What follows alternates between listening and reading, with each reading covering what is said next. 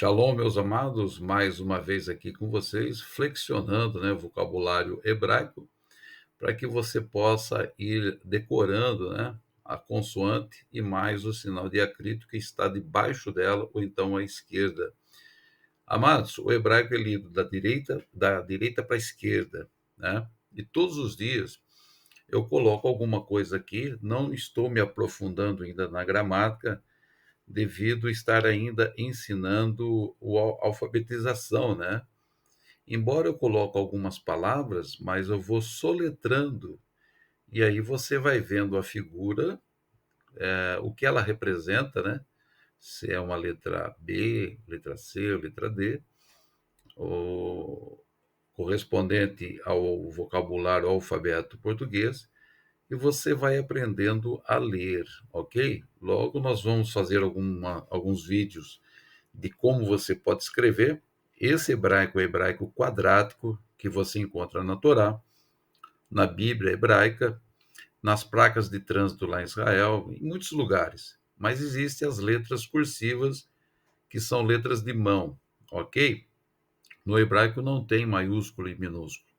Nós falamos hebraico quadrático e falamos o hebraico cursivo tão somente, tá certo? E as letras são todas do mesmo tamanho, ok?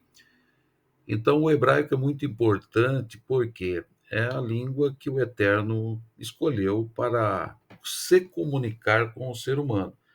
Então, nós temos aí algo muito profundo através das letras hebraicas, que são as pictografias das letras, revelação de palavras, a raiz da palavra, que ela corresponde com outras palavras, textos, contextos, correlação, né, entre uma situação e outra, e isso é muito importante que você vá aprendendo para ter profundidade, né, na revelação da palavra. Amados, é importante você também levar em conta que quando nós estudamos a palavra, nós entendemos que a manifestação da Ruach Kadosh, Espírito Santo, é muito importante para nos dar vida, a revelação profunda, nos levar a níveis de revelação muito mais profunda. Então, a palavra ela não está sozinha. Nós temos que ter uma vida espiritual ligada ao Senhor, ao Eterno, para que você possa desenvolver de uma maneira mais profunda, conhecer mais, né? A pessoa só se perde por falta de conhecimento.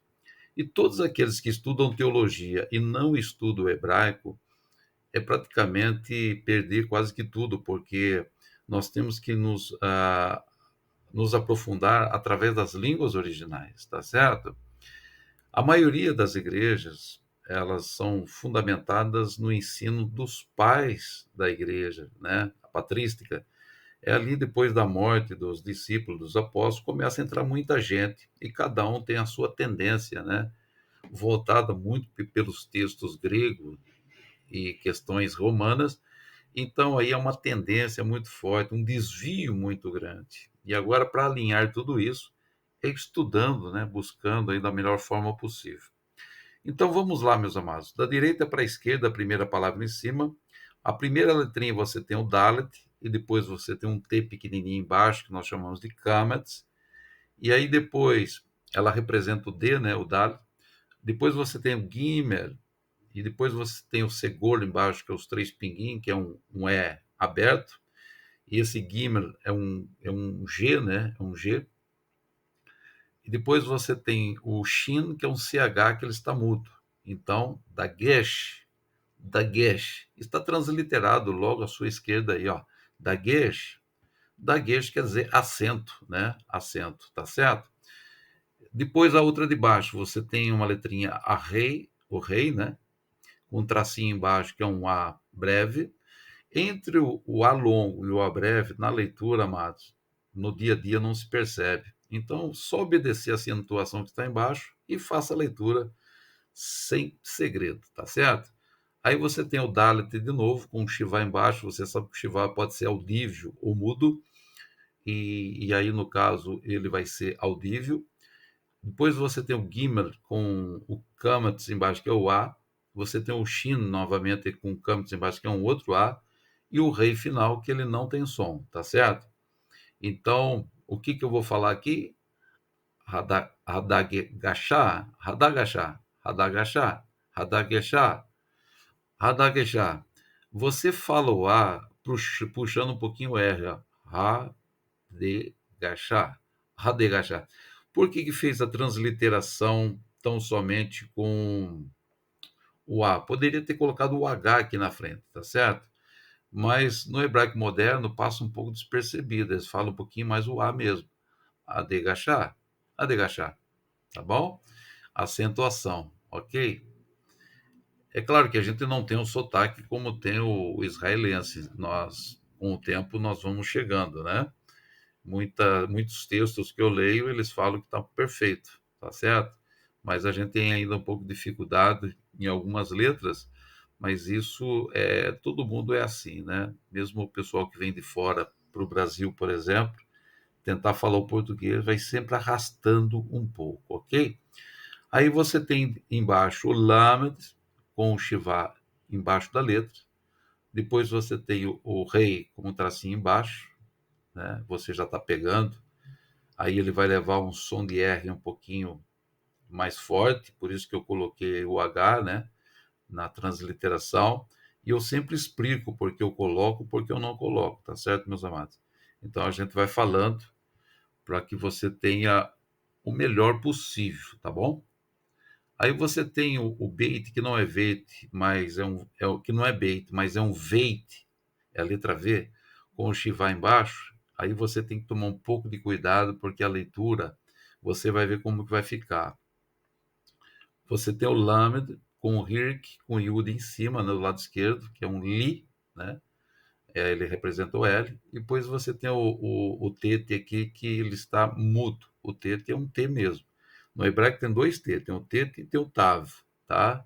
Então o tete é um T e o tav é outro. Por que isso ocorreu? Isso é coisa do hebraico, né? Nós não temos como explicar isso. Olha a leitura agora, ó. Le, ra, vlit, vlit, vlit. Por quê? Porque esse beit, que é veit, ele toma o som de V, e como ele está com o shivá embaixo, esse shivá não é audível, ele vai direto, ó.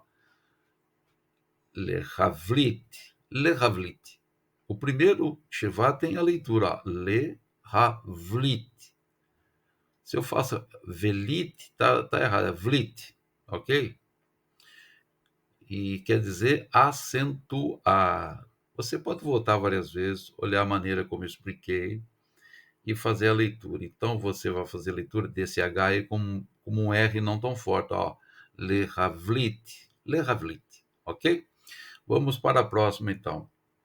Você tem o mem com um tracinho embaixo que é ma, aí você tem o shivá, o, o shivá embaixo do shin, o shin é SH, né?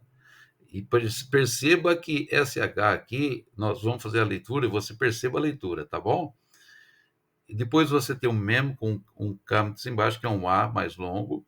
Você tem um I que não tem som, mas na verdade, amados, tanto o Aleph como o I, ele tem o som, porque são letras guturais. É feito na garganta. Só que esse som na garganta passa tão despercebido que o israelita sabe fazer muito bem aí. É que mexe uma modulação assim do sotaque, entendeu? Modula um pouco na garganta. Então eles conseguem fazer isso com perfeição.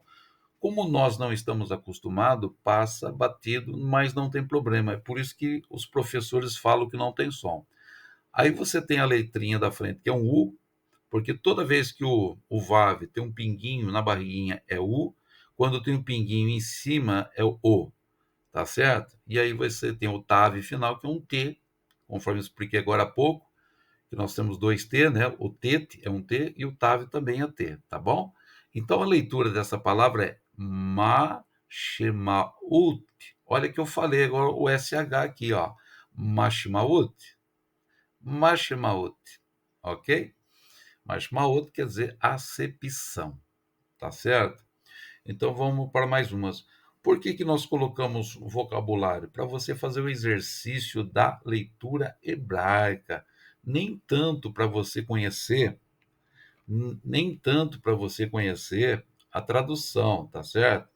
Você acaba enriquecendo sim o seu vocabulário, mas é mais para a leitura hebraica, ok? A última palavra aí, você tem um mem com um shivá embaixo. Olha que na transliteração nós poderíamos colocar aqui uma certa acentuação aqui para você ver que é um shivá, mas não foi colocado aqui. Você poderia, por exemplo, cortar ele no meio ou fazer ele o inverso, né? Colocar ele pequenininho para indicar que ali é um shivá. Porque quando você faz uma transliteração, você quer voltar essas letras para o hebraico, se fazer corretamente, dá para entender e dá para fazer os caracteres perfeitamente em hebraico. Se você não tem ele em hebraico e tem tão somente a transliteração, ok? Então vamos lá, você tem o mem com shivá embaixo, aí você tem o rete, não confunda com o rei. A letra rei tem uma falhinha, né? Tem uma falha em uma das perninhas. A letra rete, ela é completa, tá bom? Parece uma travinha. Aí você tem aqui esses três pinguinhos embaixo, que é um U, né? Ele é feito dessa maneira mesmo, não está errado. Aí você tem o Samer. O Samer, ele está com um Shivá embaixo. Por que muitas palavras com Shivá? Para você aprender, tá bom? Aí depois você tem um Pei. Por que é Pei? Porque ele tem um pinguinho no meio. Não é Fei, é Pei. Tem o Kamtz embaixo, que é um A longo. E você tem o Samer final, que ele está sem vogal nenhuma, então você tão somente vai dar um som de S no final aí, tá?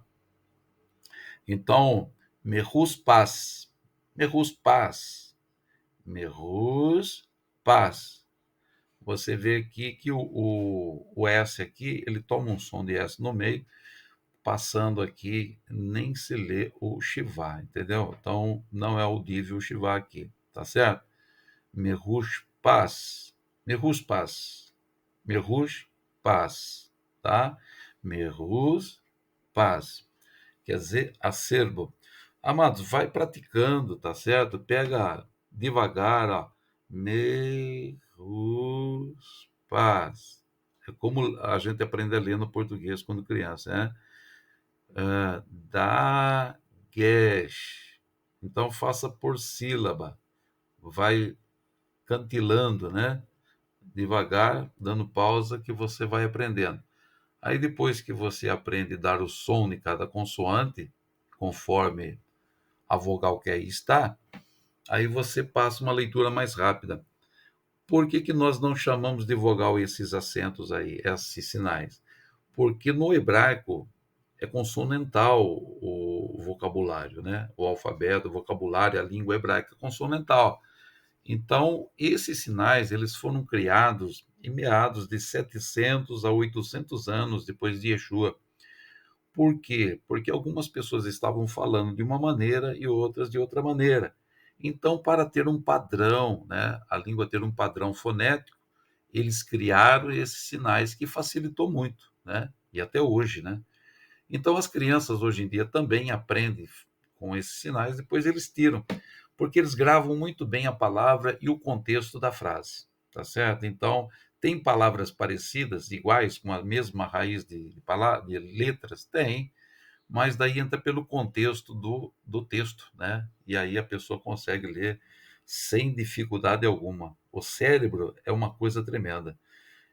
Num outro vídeo, eu vou fazer um exercício com você aqui com números quanto à mente, e você vai ver como que a mente ela consegue fazer leituras maravilhosas aí, entendeu?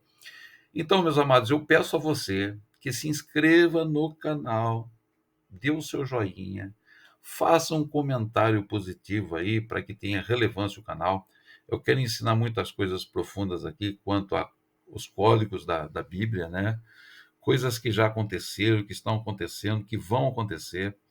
Tenho colocado alguns estudos sobre gematria, pictografia de letras, para que as pessoas se interessem cada vez mais, para que elas se aprofundem, né, no conhecimento da língua hebraica, para ter uma melhor definição quando ler a Bíblia. Você, quando ler a Bíblia, aprendendo hebraico, você tem uma visão profética. Você vai ver como os textos falam muito mais do que aquilo que você está vendo. Tá certo? Então, fica aqui um grande abraço para você e até o próximo vídeo.